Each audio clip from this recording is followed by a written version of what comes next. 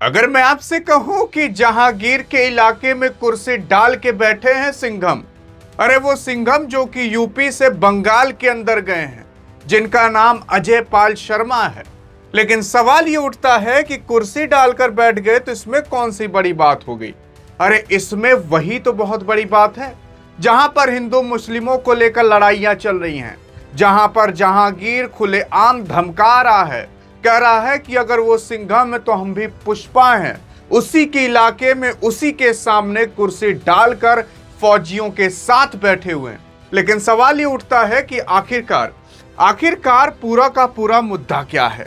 आखिरकार वेस्ट बंगाल के ऐसी कौन कौन सी जगह हैं जहां पर इलेक्शन वापस से होते हुए आपको दिखाई देंगे, कहां पर आपके अभी सिंघम साहब बैठे हैं और इससे डर का माहौल क्यों बना हुआ है।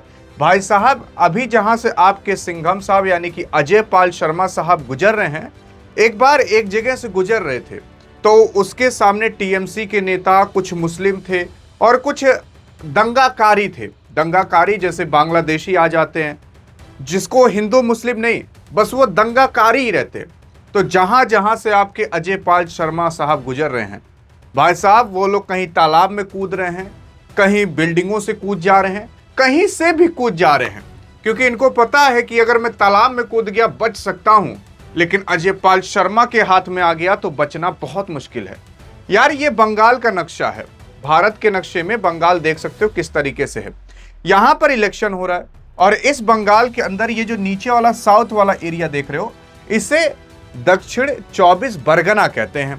दक्षिण 24 परगना जो है, यहां के अभी आईपीएस ऑफिसर कोई और नहीं बल्कि अजय पाल शर्मा साहब हैं। यहीं से ही ये जो जहांगीर नाम का आदमी है, जो टीएमसी का कार्यकर्ता है, ये भी इलेक्शन लड़ रहा है। हाल फिलहाल इसी एरिया के अंदर, इसी जिले के अंदर 15 ऐसे पोलिंग बूथ हैं जहां पर जो इलेक्शन था उसको वापस से कराया जाएगा, क्योंकि कई जगह दंगा हो गया, कई जगह तो ये हो गया कि लोग ईवीएम लेकर फेंक दिए तालाब में, कई जगह लूट लिया गया, कई जगह मार काट हो गई, मुस्लिम आकर हिंदुओं के घर में मारकर और 1.5 लाख 2 लाख रुपए लूट लूट कर लेकर चले गए जो टीएमसी के कार्यकर्ता थे। इसी वजह से इलेक्शन कमीशन ऑफ इंडिया ने कहा था कि अगर कहीं भी दिक्कत हुई तो वहां पर वापस इलेक्शन कराया जाएगा। काफी लोग कह रहे थे कि अरे ये ऐसे थोड़ी ना कहना चाहिए जो अजय पाल शर्मा साहब सबके सामने आकर कह दिए। अरे भाई साहब, इतना ज्यादा ये बंदा अपना रोब वहां पर जमाया हुआ है, तब भी तो इतना दंगा हो गया। अभी कोई सिंपल सा सीधा साधा आईपीएस ऑफिसर आया होता, जो होता देख लेता, तब सोचकर देखिए कितना कुछ यहां पर हो सकता था। मेन चीज यहां पर ना, बंगाल वाले उतना नहीं करते जितना बांग्लादेशी आकर करते हैं। और ये बांग्लादेशी तो चाहते ही हैं कि टीएमसी जीत जाए, क्योंकि अगर टीएमसी जीत जाएगी तो यहां पर जो 27% मुस्लिम हैं वो भारतीय मुस्लिम हैं, लेकिन उन्हीं के ही आड़ में आ जाएंगे बांग्लादेशी और पता नहीं चलेगा। आप लोग सोचते होंगे कि ये हिंदू मुस्लिम वेस्ट बंगाल के अंदर करना जरूरी भी है। जरूरी इसलिए है क्योंकि अगर यहां पर हिंदुओं की सरकार या हिंदुओं की मेजोरिटी ताकत में नहीं रहेगी तो बांग्लादेशी आराम से घुस सकते हैं वेस्ट बंगाल के अंदर। और आपने देखा होगा जब एक बार पाकिस्तान ने भारत को धमकी दी थी तो उसने कहा था कि इस बार अगर युद्ध हुआ तो हम बंगाल तक लेकर जाएंगे, कोलकाता तक लेकर जाएंगे। इसका मतलब आप समझ रहे हो कि यहां बंगाल से भी अटैक हो सकता है। और इसी वजह से मैं ये नहीं कह रहा कि बीजेपी की जिताओ, टीएमसी को जिताओ, यहां पर जो हिंदू मेजोरिटी को सपोर्ट करे उसको रखिए। मैं यहां पर मुस्लिमों को गलत या हिंदुओं को गलत सही नहीं कह रहा, मैं बांग्लादेशियों को गलत सही कह रहा हूं। आपने देखा ही था अभी क्या वो लोग हश्र किए थे, हिंदुओं को किस तरीके से जलाकर, मारकर, काटकर फेंक रहे थे ताकि भारत को ठेस पहुंच सके। मेन दिक्कत ये है।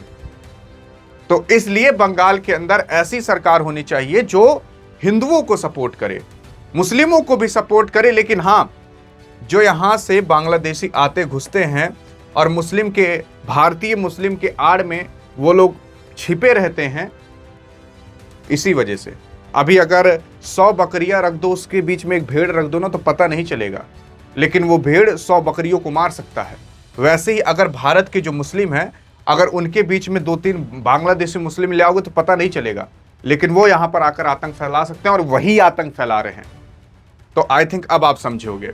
लेकिन हाँ, अभी भी आप देखोगे तो इसी एरिया के अंदर कई जगह ऐसा है जहां पर बीजेपी के सामने टेप चिपका दिया जा रहा है ईवीएम मशीन पर, ताकि अब यार कोई अगर नॉर्मल आदमी रहेगा, कोई बूढ़ा आदमी रहेगा जो थोड़ा डरता हो, जिसको जानकारी ना हो, पढ़ा लिखा ना हो, वो डर जाएगा। अगर उसको बीजेपी को वोट देना रहेगा ना, वो किसी पर भी दबाकर चला आएगा। जी हाँ। और दूसरी चीज, यहां पर ऐसा नहीं है केवल टीएमसी की गलती है, बीजेपी की ही गलती है। यहां पर कुछ बीजेपी के नेता भी पकड़े गए थे जो यहां स्टोर में आ गए थे जहां ईवीएम मशीन रखी थी। लेकिन जो मेन मुद्दा है, मैं वो कहना चाहता हूं कि यहां पर बांग्लादेशियों का खतरा है, जिसकी वजह से ऐसे सरकार को सपोर्ट करो जो यहां पर बांग्लादेशियों को आने से रोके। अब जो मुस्लिमों को ज्यादा सपोर्ट नहीं करेगी वही बांग्लादेशियों को रोकेगी। जो इंडियन मुस्लिम है उनको सपोर्ट करिए, लेकिन हां, जो बांग्लादेशी हैं उसको कतई नहीं।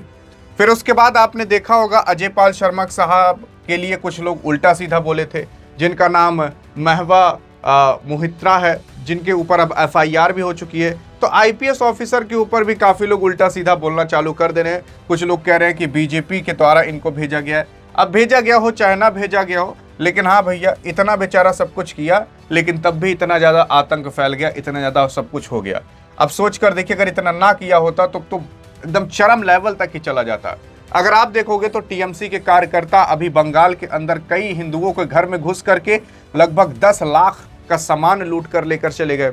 अब इस पर आपके ये कोई नहीं, जहांगीर कुछ नहीं बोल रहे, लेकिन हाँ, इसी वजह से जहांगीर के इलाके में आकर आपके पुलिस साहब, आपके अजय पाल शर्मा साहब, आईपीएस ऑफिसर साहब कुर्सी लगाकर बैठे हैं। जहां पर वोट डल रहा उसके बगल जाकर बैठ रहे हैं। अगर किसी को औकात हो तो अब कुछ करके दिखाओ।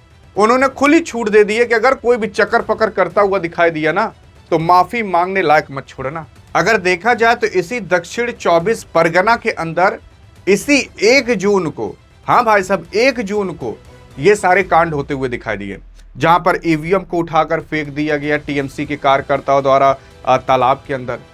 और भी बहुत सारे ऐसे कारनामे हुए हैं, बहुत अलग अलग जगह पर हुए हैं। इसी वजह से कहा जा रहा है कि अब 15 ऐसे पोलिंग बूथ हैं, जिन 15 पोलिंग बूथ पर अब वापस से इलेक्शन होगा।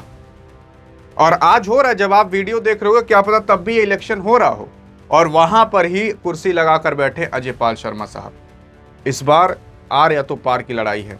देखो यार, जीते चाहे जो जीते, लेकिन हाँ, मैं बस यही कहना चाहता हूं कि जो भी जीते वो बांग्लादेशी मुस्लिम को सपोर्ट ना करे इसलिए क्योंकि वो लोग आएंगे तो भारत के अंदर दंगा फसाद ही कराएंगे, और ज्यादा बांग्लादेशी मुस्लिम भी नहीं करेंगे उतना जितना पाकिस्तान के कहने पर करेंगे। क्योंकि यार देखो, बांग्लादेश पैदा नहीं हो रहा था, उसको भारत ने पैदा कराया था 1971 के अंदर ऑपरेशन के माध्यम से। अब वो कौन सा ऑपरेशन हुआ था वो आपको पता होगा, इंदिरा गांधी थी, उन्होंने ही करवाया था पूरे अस्पताल के अंदर। लेकिन आज बांग्लादेश ना भूल चुका है कि किसने पैदा किया था। आज वो अपने दुश्मन के ही साथ है, पाकिस्तान के साथ, बल्कि पैदा भारत ने करवाया था। लेकिन बहरहाल चलिए ठीक है, एहसान भूल गए तो कोई बात नहीं। बाकी आप क्या कहना चाहोगे इस मुद्दे पर एक भारतीय नागरिक होने के नाते? और अगर ऐसी अधिक जानकारी चाहिए तो डिस्क्रिप्शन में व्हाट्सएप चैनल का भी लिंक है, नहीं तो इस वीडियो में तो मिलेंगे। तब तक के लिए जय हिंद, जय भारत।